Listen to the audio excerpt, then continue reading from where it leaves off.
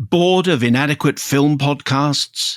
Frustrated by amateurish, immature content creators masquerading as film critics? Then we have just the film podcast for you. It's called Kermode and Mayo's Take. And you can find it wherever you get your podcasts. Roll the tape. Starring, co-written by Amy Lee Wood with Ralph Davis. She's Evie, who's a young woman who's retreated into her mum's house after having a breakdown. Essentially, she's become agoraphobic, can't go out. She's very good friends with, remember his one's Noah, who is her best friend. They've been doing this film club for years in her garage, but now he is moving away to pursue his career as a lawyer. So there's a whole sort of bunch of crisis things going on. She's got an incredibly slimy boyfriend who literally has a label on his head which says, "Do not trust me as far as you could throw me." Seems to get on very, very well with her mum. And the idea... Yes, exactly. Suspiciously well.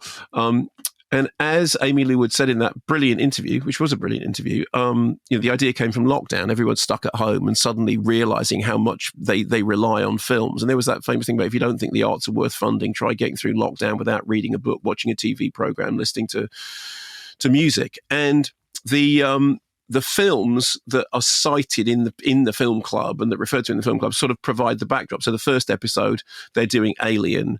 Then later on, there's Wizard of Oz. I actually watched the whole series because I did find myself being swept up in it. Then we get Shawshank Redemption, Brief Encounter towards the end. I mean, I love the fact that Amy Lee Wood's favourite film is Broadcast News, because the amount of times on this show I quote that line from Broadcast News about, "I can't believe it. I say it here, it comes out there," or the thing about, "I know you like him, but he's the devil."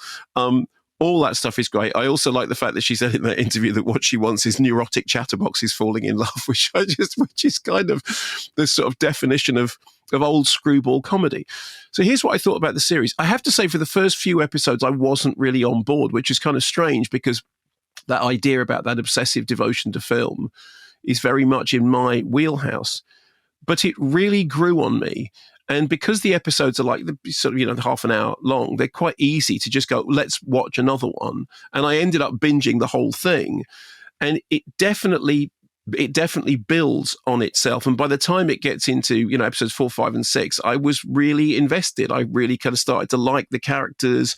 It had its hooks in me. And it was doing that thing about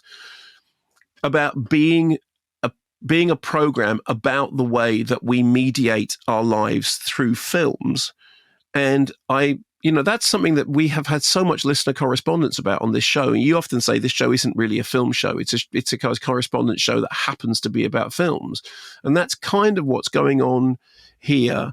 Weird as well to see Owen Cooper from Adolescence as the kid on the bike. Did they make this? They must have made this after Adolescence, right? Yes, presumably that must be the case. But he's got, it's a sort of small but significant role in the film, becomes more significant as the thing goes on.